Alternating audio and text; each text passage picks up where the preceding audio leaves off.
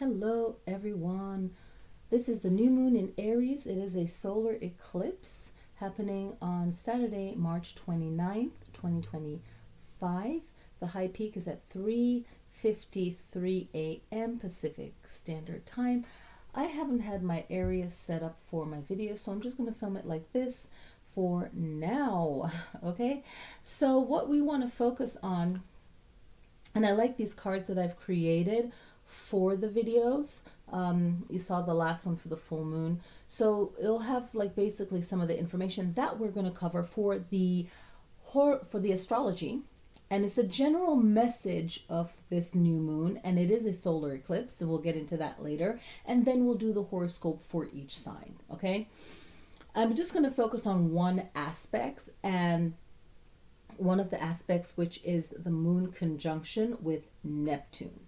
Okay, so I want to focus on that.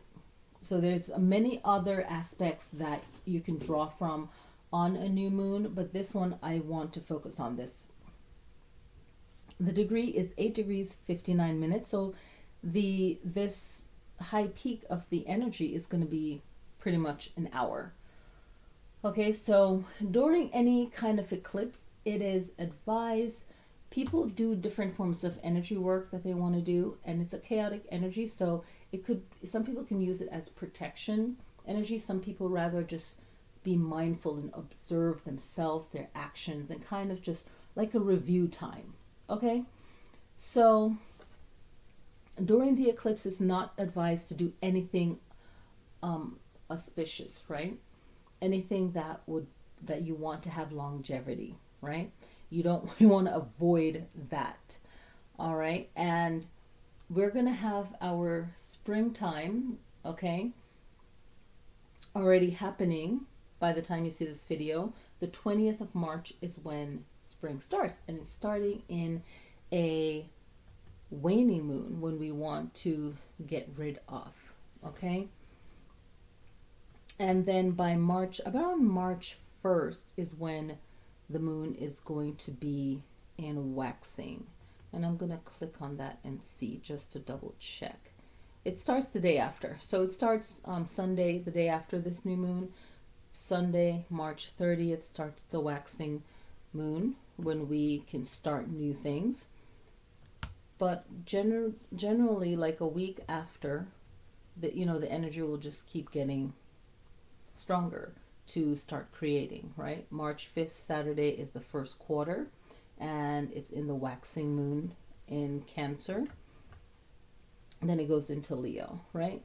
So, and then Saturday, April 12th, will be a regular full moon in Libra. All right, and then moving forward, Sunday, April 27th, is going to be a new moon in Taurus. All right, and I'm going to click in because sometimes minutes change. Okay, so focusing on this solar eclipse, the solar is the sun, is the self. So really looking at the self, where the lunar eclipse was our emotions. How does our emotions affect our life? And where's your sign? What house is it in? What planets are there? How did you look at that moon and this moon with your transit chart, which is comparing your birth chart and the current chart, full moon or new moon, and seeing how it matches up. So that's another way of getting more information and more direct, right? But this reading for the new moon solar eclipse in Aries is going to give you more insight on your own personal power and how you view yourself. And the energy has been working up a lot in the first house. However, the sun and the moon is in the second house of Taurus. So we have a new moon solar eclipse in Aries, and the sun is in Aries, so happy birthday to all Aries. So it's both in the second house of home, okay, and money, the things you possess, the things you value. So we've been in this energy, our skills. So it's really focusing on the things that we're experiencing now, in our daily life. That I have, what do we have? If we're working towards something, we have our personal resources and we care about our personal resources. So the astrology is lining up quite well. I want to focus on some of this. Mercury is in Taurus retrograde, but it's definitely communicating, okay? And you have Venus also in the second house in the sign of Pisces. So it's kind of a little overlap, right? And we have Saturn in the first house of Aries, and Pisces is in that first house. So you can definitely tap into the energy of Pisces too, with a little bit of dream work, okay? And maybe setting some kind of clarity and affirming that before you go to sleep too. So that would be powerful. All right. We have Chiron in Aries in the second house. So receiving healing from home, however that applies to you, that can be one too. All right. So let's look at the meaning, right? Home, money, what we possess, we went over that. Now the moon conjuncts Neptune, searching for your higher self and motivating yourself for some kind of transformation, transcending, right? Transcending your current mind, the way you think, the way you operate. How did that create your life right now and your experience?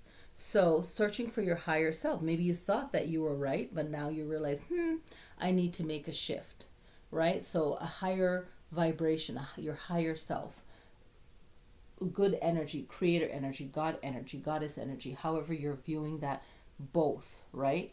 That one energy, that all. So seeking, putting yourself on the right page. Maybe you're not communicating that with others. This is something for your own head to think about. And then using mindfulness meditation to get you through this. Now, conjunctions, they are 180 degrees, right? They have a very Saturn energy. It could be a challenge. It's a dynamic kind of aspect where it looks at contrast. It looks at the effort of something, stress, right? Action. It could be slow movement over time, but it's consistent, right? But it's in a challenge aspect. So whatever challenge that you're feeling at home and your finances, then is shifting it in a positive way. And that Neptune energy, okay, is going to want to look at what you're thinking, even on your subconscious level, right? Because Neptune is about our fantasies. What are you fantasizing about? Is it a realistic one that could realistically happen and it will be good and it will be nurturing and it will really benefit you? Or is it something that is in la la land and not something real, right? So it also has to do with, and I'm going to play with the word like invisible. So it's some kind of being led, and it's invisible, so you're not really seeing. It could play with you're not really seeing what things really are if you've been led, right? So it's an illusion, right? And then it's also spirituality, so there's good and bad in everything. It's just how are you using the energy, and then using your imagination, your creativity to really recreate and transcend, if you will, what you're experiencing. So whatever is affecting your finances, you have to create that action to release it or let it go. So it also focuses, Neptune in the second house focuses on people who are easily trust something, because based on their own thinking, so you have to take personal responsibility, and they are easily become victims of like fraud. So make sure that whatever you're looking at is actually not your hopes and dreams, it's your hopes and dreams of what you can create for yourself, nothing coming from someone else, right? So it looks at that. All right. So now I'm going to go into the personal reading for each zodiac sign. Okay? So starting off with the sign with Aries. Okay, Aries, it is a solar eclipse. So for everyone, it's about self. Aries, you have all these planets. You have Saturn, North Node. Well, the North Node is in Pisces, and so is Saturn, but it's still in that area, so it's very powerful. Venus, you have Neptune, you have Mercury, the moon, and the sun.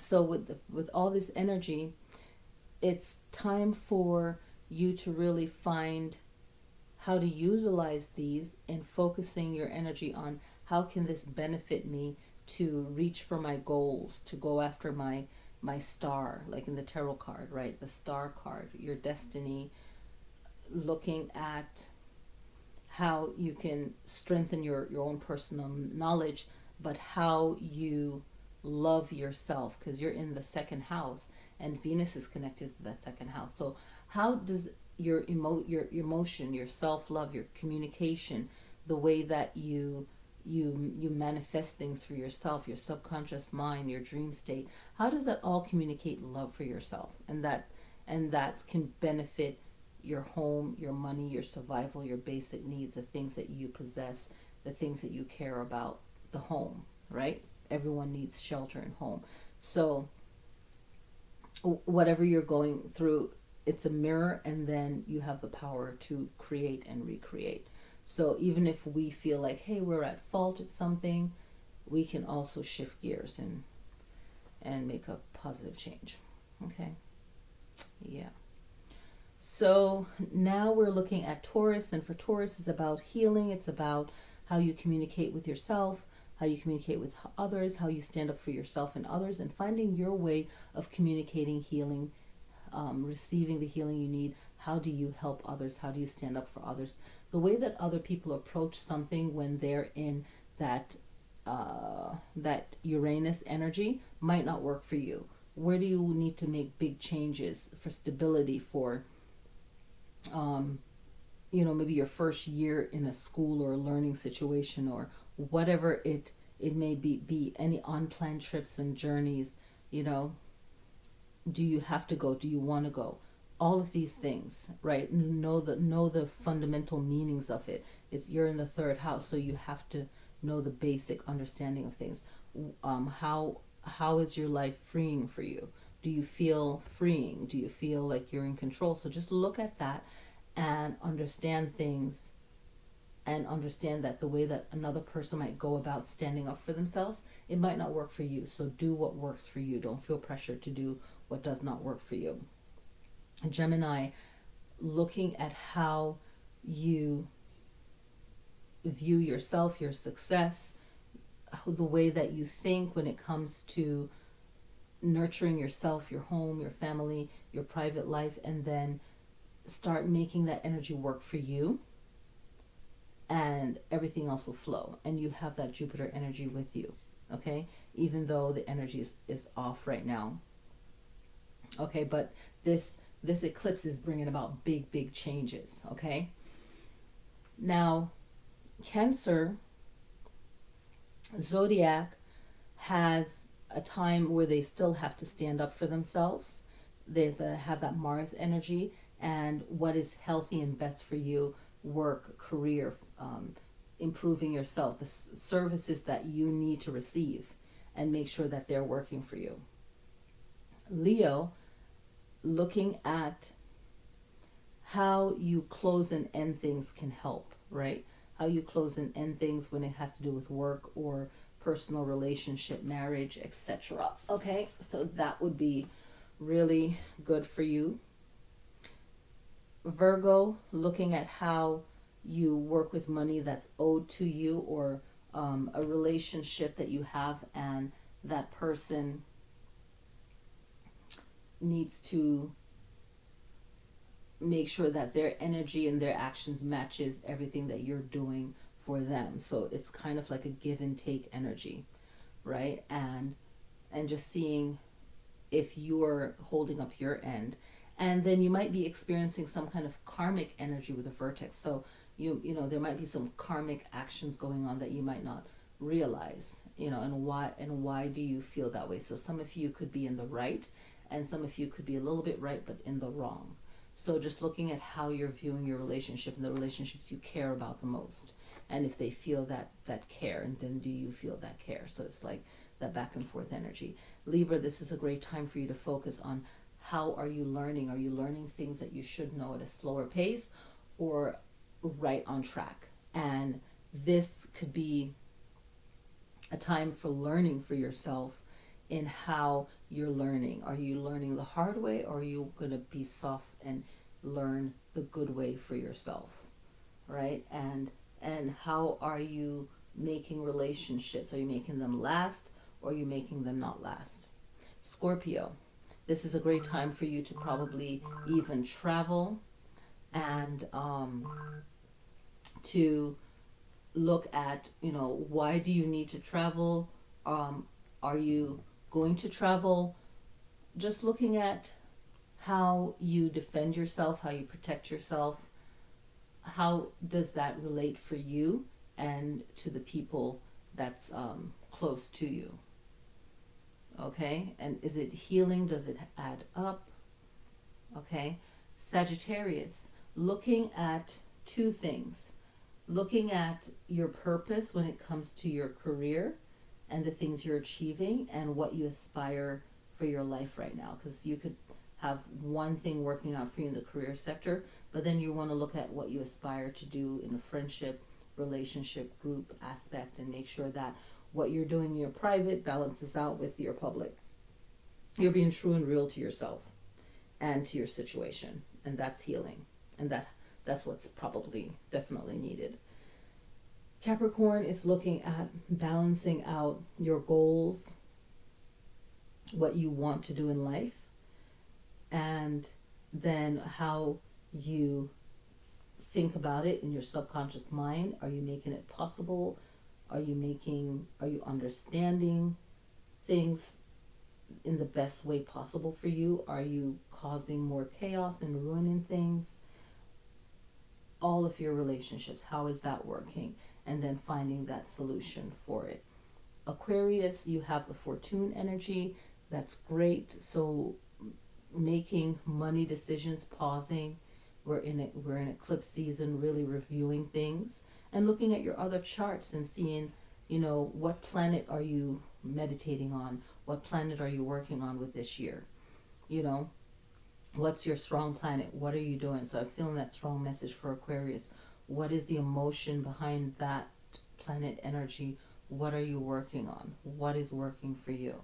Is it your sun planet, your moon planet, your rising in your birth chart, your north node? What are you strengthening that you feel, okay, my life lacks this, so the strength planet is this, and I could do some meditation, some work on that.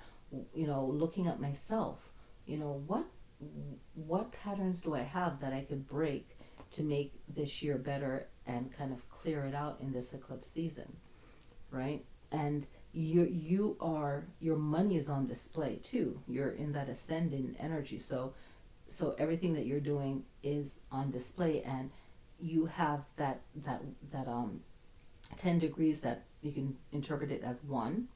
Okay, you have you're going to be the main focus of whatever you're doing. So whatever your decision you're making, is best to not make it, or to know that you would be the one solely responsible. So making your decision slow, and make sure that you're being careful for you, whatever that means, okay? Pisces, it is your time to really be in control for yourself. Double time, okay? So whatever decisions you didn't make in the past, trying to make that decision in the future to keep yourself stable. Some of you have to lay low. Some of you might have to, based on other charts, other readings, your intuition is always the best guide. And then when it's time to make the change you need to make, you can do so, right? So some of you, you're realizing that your actions and your choices and your thoughts, they were great at that one point, but it wasn't benefiting your future self. So a lot of you might need to make a correction that's harder to see, and some of you know that. And then this year you're deciding to lay low or to plan ahead to make those changes that you need and be a master of yourself, okay? Because you're in that first house and you have that Saturn energy, the teacher. Really master something to benefit your future. So that's everyone's reading. I hope you guys enjoy your reading and found something in one of your signs in your birth chart that really shows what you're going through or what someone close to you is going through. So you might be going through it a little bit plus your own thing. So the full moons and the new moons will really highlight what's going on with your best friend, your family, your kid, people close to you, and then what you're going through. Maybe your own personal life is fine and somebody around you have drama. So always hear things and see what's going on. But this new moon will show a new start out of chaos. When it's in the eclipse, it could still be a new start, but it might start out new with chaos. But then once the moon is waxing, you can do positive prayers to release your feelings, right? You can do affirmations once the energy moves into waxing, right, the next day, right? But observe yourself, observe the situation in the eclipse mode. All right, thank you all for watching. Click like, and I'll see you all later. There's going to be tons of videos up, and have a great week. Peace.